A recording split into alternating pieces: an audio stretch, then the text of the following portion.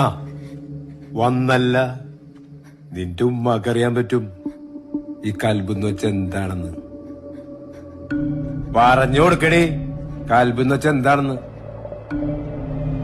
നീ അവളെ നോക്കണ്ട സൗദ, നിന്റെ പഴയ എക്സ്പീരിയൻസ് വെച്ച് നീ പറഞ്ഞു.